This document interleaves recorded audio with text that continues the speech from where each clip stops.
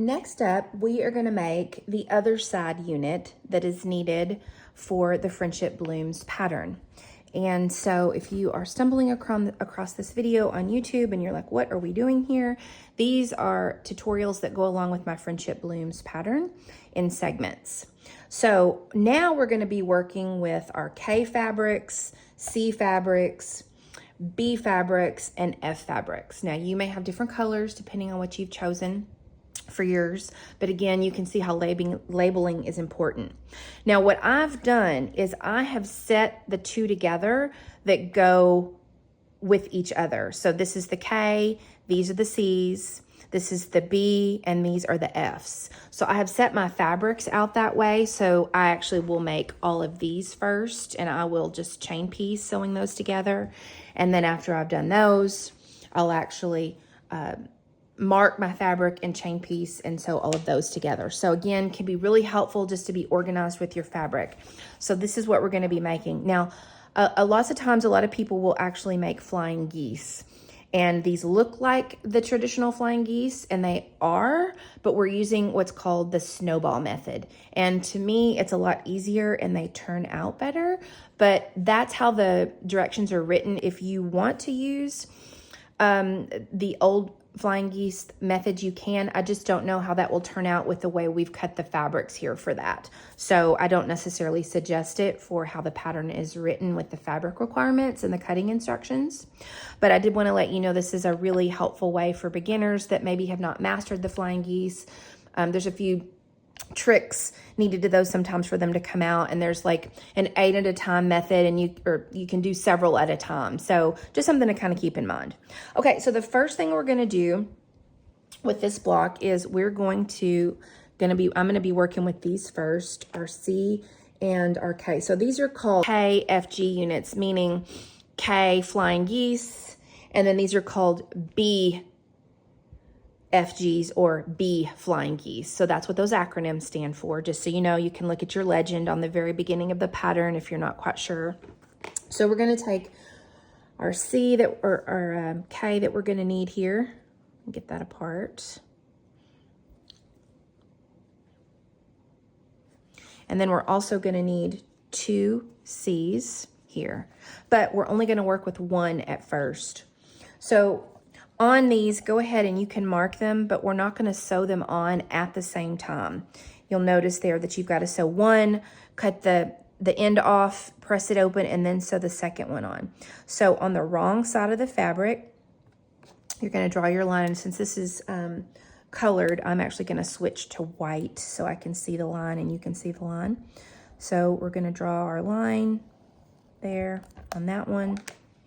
And then I'm going to go ahead and draw my diagonal line on the second one. And we'll just set this aside till we're ready for it. So start in the middle, use your pen and go out. Again, keeps it from bunching. There we go. Okay. So again, look at the diagram to remember which direction to put this. If you put it the wrong way and sew this way, you might be tripped up a little bit. So we're going to put that C fabric, right sides together, so pretty side and pretty sides, right sides together. I'm going to pin it again, just a little further out than the line. And then we're going to go to the sewing machine and we're going to stitch right on the line all the way down. So we're doing the exact same thing that we did before with the other part of the other unit that goes in this block. We're just going to sew straight on the line the entire way down. I'm using 80 weight thread because it's thinner. It's an 80 weight cottonized polyester that's really strong. And I'm using a 1.9 inch stitch length because I feel like it offers more security there for my blocks. So then we have stitched down there and we're going to go cut this off at the cutting mat. We're going to take our ruler. We're going to put the 1/4 inch line there right on the stitch, or if you can still see the line that you've drawn. And then we're just going to cut off that triangle corner there. You can save these if you want, did you know? And you can make little, if you sew these together, I think they make like a 1.5 inch half square triangles if you're one that likes to really save your fabric. So I do save all these because sometimes I like to make something small.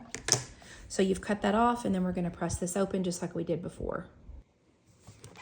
We're gonna set our seam, and we're gonna open this up and press towards the dark side. Open that up with my fingers, gently press. Add some starch to really make that nice and firm. Really helps with all our pieces really lining up well together. And now we've done this corner. Now we're going to go back to our sewing machine and we're going to sew on the other C-square. So we're going to get our other C-square, and we've drawn the diagonal.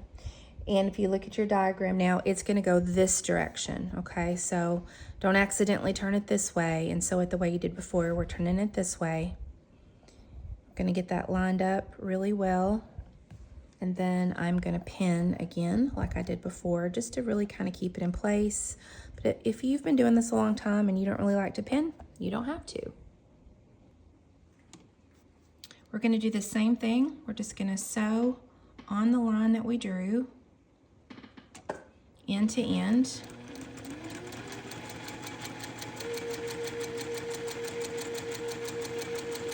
And this is a really nice way to do flying geese if you want an easy method to do it. Although you don't get as many at once as you do when you do it the traditional way. So now we're going to cut off the end again, just like we did before. You can save your pieces if you want. We're going to go press this open. Set our seam, press that open just a little bit with our fingers, and then press that open that way. We're going to add a little more starch. And I really like this method because do you see how perfectly that's lined up here? Sometimes when I've made flying geese the more traditional method, I'm off a little bit. These don't line up as well for me. So this is my preferred method of doing it this way because I get more precise blocks. So here is the top part of this unit. We're going to do this exact same thing for the part that we sew below it. Now we're going to take our B fabric, and I'll go ahead and take 2 of our F fabrics here. I'm going to mark on mine, and I'm also going to use the white marking chalk pen so that I can see them and that you can see them. And this is the exact same thing that we did with the other units. It's just different colors. And if you are making the 1-block version, then all of these are going to look exactly the same for you. So we're going to do the same thing. Just double check the diagram. Make sure you've got it placed the right direction. It's right sides together. Place this one on here. I'm going to pin that. We'll sew this one down, cut off the end, press it open, and we'll do the same thing with this piece.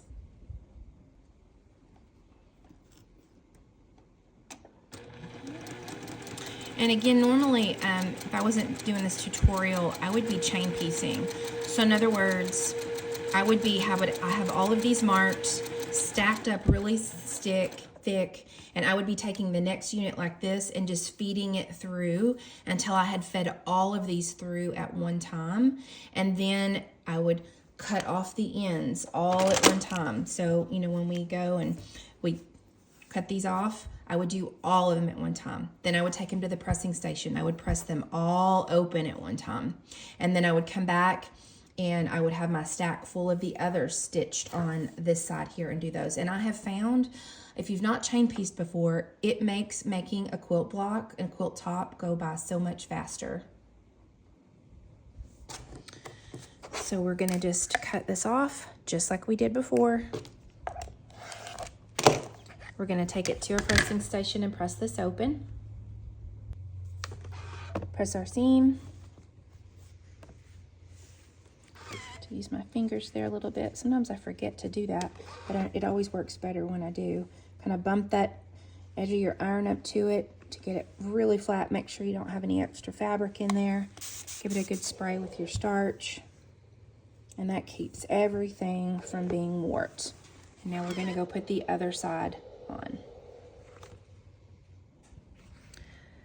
So we're going to lay that right sides together on top of the other end. Get these lined up really well.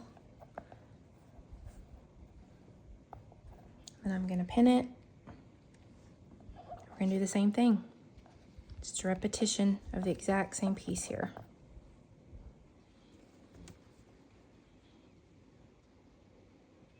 Here we go. I'm just going to sew right down that line again.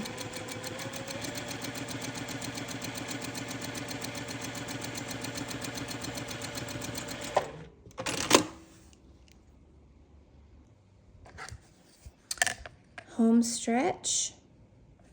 Cut that off. We'll press this open. Set our seam.